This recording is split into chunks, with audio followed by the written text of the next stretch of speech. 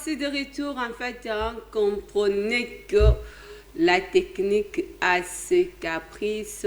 Donc, tout ce qui s'est passé indépendamment dit à notre volonté, nous vous présentons nos sincères excuses par rapport à ces désagréments. Donc, indépendamment de nous, c'était juste par rapport au caprice de notre technique. Alors là, on va y revenir avec notre invité.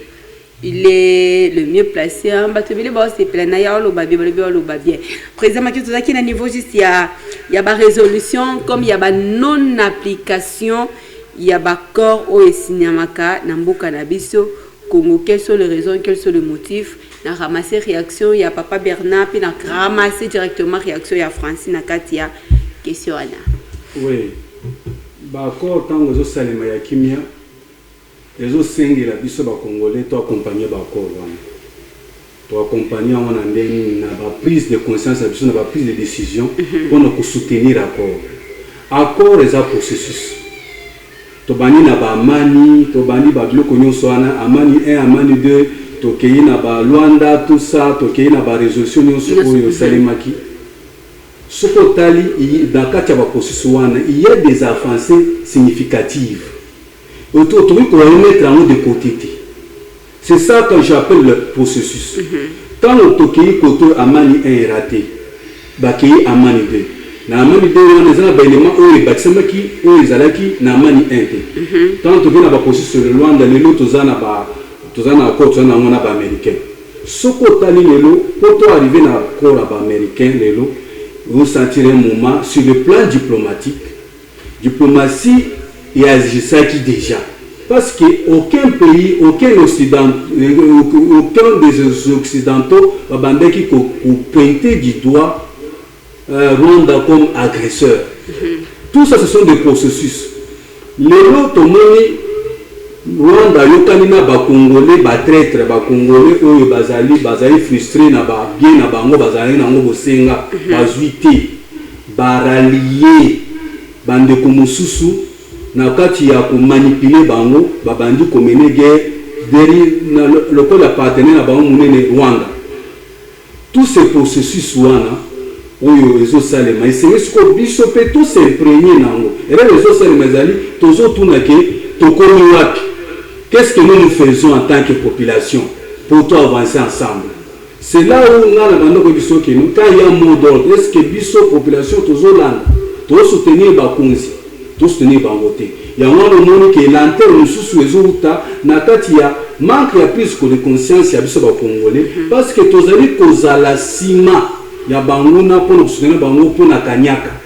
Ceux qui ont le kanyaka, nous avons là autant que alors il y a patriotisme. Nous connaissons comme patriote. Patriote a la capacité même il y a comme un niveau même il y a sacrifice suprême pour nous là mboka na yena ba obazo landasima ba vivre malam. Alors et nous que celui qui bloqué minezali to comme na moment place interne. Parce que imaginez d'être comme qui na processus ya na ba américain.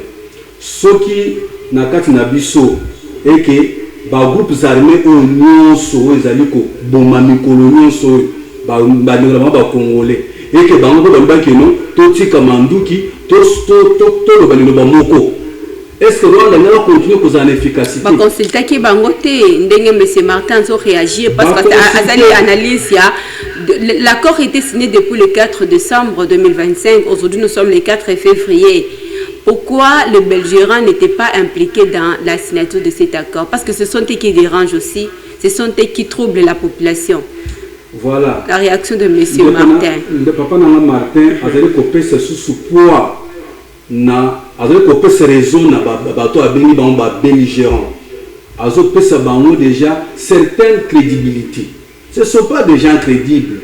D'où ce que moi je vous parle maintenant de la conscience collective nakatia patriotisme parce que bande kouana babandaki bitumba lobiki eza bisomoko eza Rwanda te bisomoko de toza frustré lelo Rwanda zo bakeno toza nakati ya ba collaboration na bango collaboration ça dit beaucoup de choses na tiketa na thème collaboration ndenge bazotanga Le coup, dans la collaboration.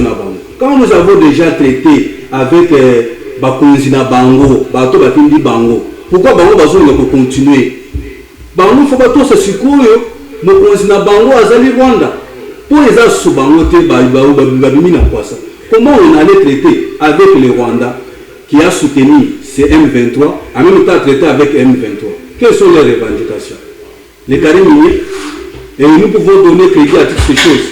Alors, il faut signer les abonnés. Pour le Makambo et Simba, pour notre pays sur Rwanda, accepter, et signer les conditions de Congomani, tout le bagnet, fini, baguette, groupe armé. Tout le jeune, dans la jeunesse, quittons les groupes armés. Si nous quittons les groupes armés, Batouana bakosana bateau ya utiliser te pour nous bombarder qu'on a biso. Monto appelle sur Munduki, retourne cette arme contre lui, tu auras trouvé la solution à d'autres problèmes. C'est ça mon souci. Ouais. Alors pour qu'il y ait pour les avancées, toujours mon processus parce que c'est un processus maman.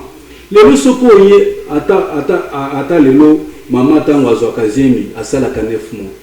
Abotaka lobité maman yo usine botaka se lobito mona parce que au sozo akizé. C'est ça les conditions qu'on nous donne. Maintenant, qu'est-ce que nous accompagnons? Bateau, est-ce que tous accompagnés, nous nous accompagnons comment? C'est ça le problème. Ce qui va montrer que tous allez mobiliser. Tous allez une mobilisation patriotique, il y a unité, il y a nation, il y a belligérant, il y a force. Belgérant Bakozania Force, c'était dans une question, il y a M.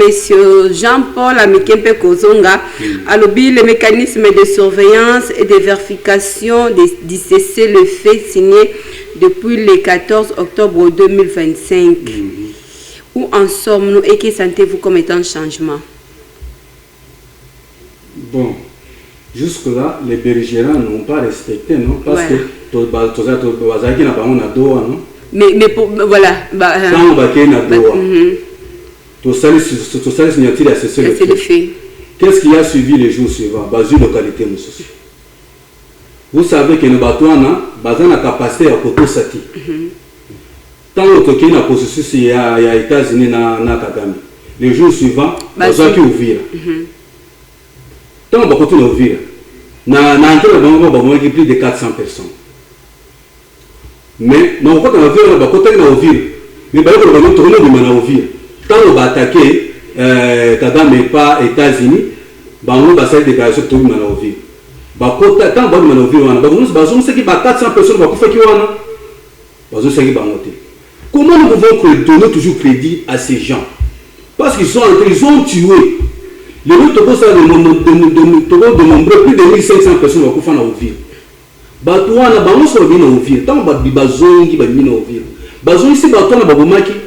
Ce sont des gens qui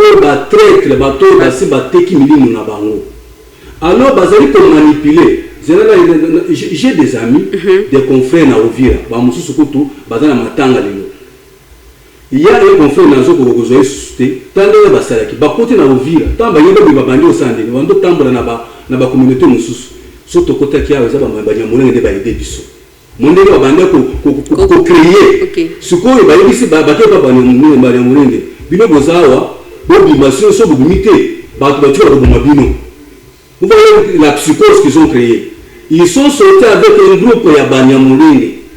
Suko pona basala ni de tango ba ko tango population ko sala ngulu ke bino de boko seki bato awa, ba lo ba bino voilà communauté banyamulenge bazali bazo subir boyer, bazo notre boyer. Tout ça c'est des stratégies de tueurs. Ils cherchent toujours à mettre confusion, division. Alors celui-ci te boyer division. Et que le lot yo sali, tala bato na bazo sali, bazo kota bato na école. De ne pas bakota na école moko kala bazui bana bato bana ba 9 ans, 10 ans, 11 ans jusqu'à 15 ans, ba kina bango na zamba. Ba rache bana wana.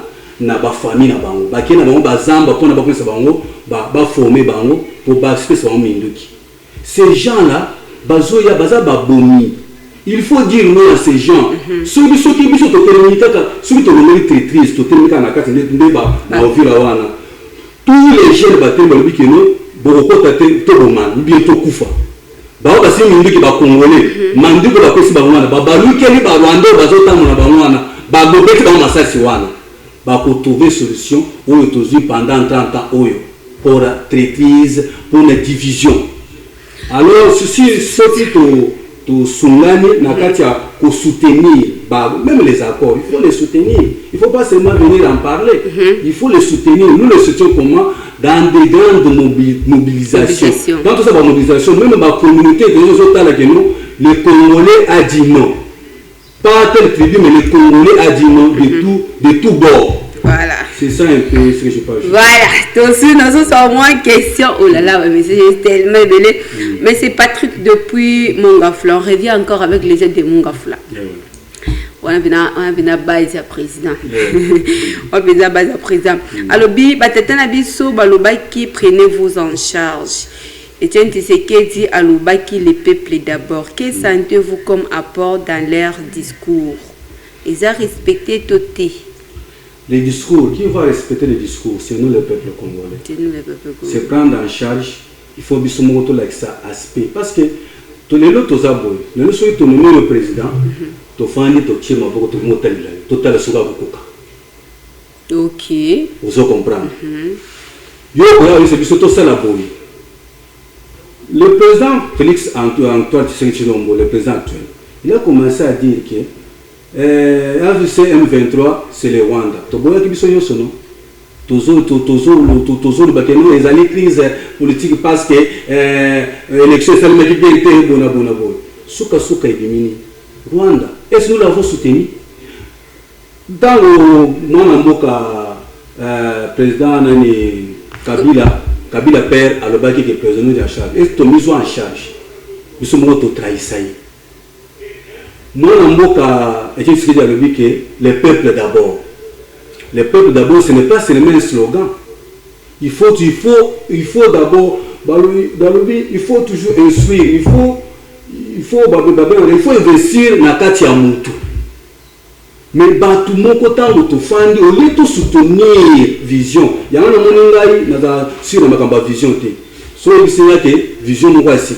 Vision c'est la mentalité.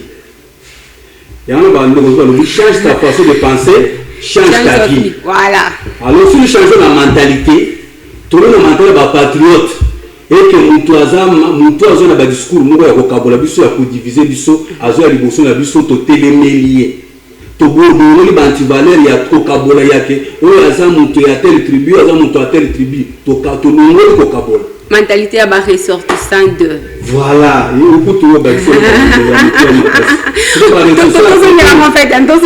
que dans mon maman Brigitte ressortissant de maman Brigitte ressortissant de où se trouve les masses c'est ressortissant c'est quoi ministère ressortissant de Bobimi donc dans un ministère ministère sentir lésé quand on peut pas la kotika bakotika au fleur ya félicitation na se na les analystes ya ba ressortissant de wana mais na kati ngo to sala sélection to zibikolo de soto to inclure ngo te kasi wana aye azali na dette morale ya bato wana akosala ni alors bloko wana il faut ce sont des antivaleurs qu'il faut ôter voilà surtout le mot ya ôter maman to kolela ka boye ko ça fait le sala ka oyo président ôter oyo aye peut te résoudre le quota.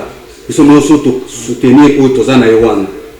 Tokei Liboso, Toyokani Lobabo Moko. Ceux qui ont la capacité, il y a côté de Mélanikambope, Kosala Yango, et s'il te réussir, même M23, on a Bakosala même pas une semaine. Ceux qui ont eu une vraie décision, il y a la population, prise de conscience, on a toujours conscience collective. J'appelle aux jeunes de quitter les groupes armés. Voilà, vous appelez les jeunes de pouvoir quitter les groupes armés. Président Azosongela Kanabilo Komi Balé. Mais c'est Paul Penzayo ou l'année bien. Azo interpellé par rapport à la conscience collective. Azo interpellé par rapport à changement de mentalité. Moutuna na yazongi pour Aluba. Comment faire pour changer la mentalité des Congolais? Ouais. Le changement commence par la détection des antivaleurs. Quels sont les antivaleurs aux attaques Nabiso? Les corruption, muyibi hein ezali ba méfiance des tribus ce que aux niveau travailler au niveau travailler au tchaka kande konayo ya mboka tela zalana ko asekiza ka ba intérêt na yo au coloniser baninga mususu. Alors qu'est-ce qu'il faut faire? Il fallait pas réduire les ministères. Nous avons 26 provinces. Le ministre que chaque province, cette province moko ministère moko par rapport à la qualité ya bato ba la province one. Pour toutes les provinces et se sentir que ils ont les été. En dehors de ça, pour créer une mobilisation ou civisme, formation. Les autres exemples. Maman, je ne sais pas si je raisonner. Mais non, on a pas musu bakuta ni batu mibale. Oya ye ba pese kanya ke pa mututel. Oya pa yi ba pese kanya ke pa mutan wazo belaka mutan. Bandi ko finga na plateau. Na ko finga na wana bazo pese éducation na ba no bazana kacha banda balanga ba jeune. Biloko ce sont des antivaleurs, il faut les ôter. Surtout les antivaleurs, de première idée il y a changement. Si ko biso moto bandi ko s'assurer que na changer vraiment mama ngai na bimi na kati ya salité na kati ya ndako nanga na kina muti na nzela na bwaki après nous baki ndoko zo bungati franchement je comprends to comme la suka ya matinelle la biso ya tango ya lelo donc conscience collective na biso nyonso changement de mentalité et ça juste message et interpellation nabiso nyonso pour que RDC et Kende liboso mais toko kiko kabwana boité président je crois bien vous avez un mot à dire un message à lancer auprès des autorités compétentes ainsi qu'auprès de la population congolaise. Auprès des autorités compétentes nous avons rappelé Mokonzi Mboka à organiser l'élection ya ba bourgmestre parce que ils ont permis de gouverner la ville à travailler bien. Apparemment ba bossa ni bino hein. Babosani biso te bayebinde basa rassemblant. Ba organiser Mokonzi Mboka asala ki eloko bien organiser ki ba élection municipale bisa ki ba conseiller communaux. Ba conseiller communaux na baza élu. Baza sunu monene zaki kalate. Ba monde sko fuba pona sikoyo na sivillage ko indirect ba pona bourgmestre ko sunga commune. Aya na projet ba mona projet ba étudiant ba voter et puis ba ndoko landiation ko respecter ba projet wa ndoko makamba ba insalubrité makamba ba munene nyonso yo eko sunga masoki bourgmestre ayebi kaza na redevabilité soka sali musala mabe ba koko ko tele na plénière ba balongolier Mokonzi Mboka sali bien apesi bango mandat. Mais il faut assunga pe bango basala d'élection pour na bourgmestre bien ou ko diriger Mboka ba ko entité na décentralisé pour ko sunga ke makambo kende liboso. Na segazo rappeler Mokonzi Mboka a rappelé parce que le vice-premier ministre Chabani a déjà prêt pour l'organisation mais le ministre ya finance de baki ke ma priorité ezana nous parce qu'il y a d'autres villes où ils allient entre les meilleurs belligérants. Mais bon ba ville où ils entre les meilleurs belligérants ba ko kamba bien té. Alors les autres gouvernement a souffert. À cause ça les côté bato wana bazana ba idée. Ils savent pas qu'ils doivent travailler avec les chefs de rue et chefs de quartier pour que les chefs de rue azam mutoza représentant ya na kati ya rue wana zo permettre que nous à contrôler makambo insalubrité makambo de sécurité donc il y a ba brigade makambo sont sous propriété et ça na chaque commune au commune ba nzela biso menene à la propre. Voilà. C'est ça le problème. Merci beaucoup. Vous l'avez suivi avec beaucoup d'attention. Moi, Mboka, na souci ya kotombola Mboka na ye Congo et surtout il y a émergence il y a ba commune abisso. Je crois bien prochainement. Tu as rendez-vous mercredi prochain. Non, après. Ouais, toi qui n'es qu'à l'élection communale. Oui, l'élection faut salement. L'élection faut salement. Bah, biso ko to poser ba créatif, ba biso na ba là. L'élection franchement nous comptons mabe. Bah élection il faut salement. To kozo ngelango au moins na matinale na biso ya mercredi prochain.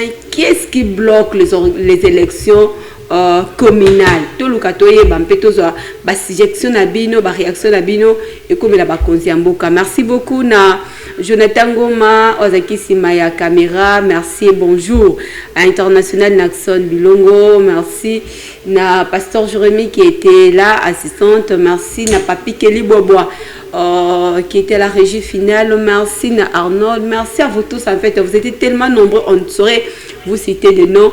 un heureux jour d'anniversaire à ceux-là qui fêtent leur anniversaire ce matin. J'ai vraiment oublié, franchement. Je vous ai oublié. Mais je dois quand même citer le nom. Lauriane, je te souhaite un heureux jour d'anniversaire. Patrick, je te souhaite un heureux jour d'anniversaire. Franchement, on se voit avec vous le week-end. On se voit le week-end. Bonne suite de programme sur nos antennes. Portez-vous bien. Au revoir.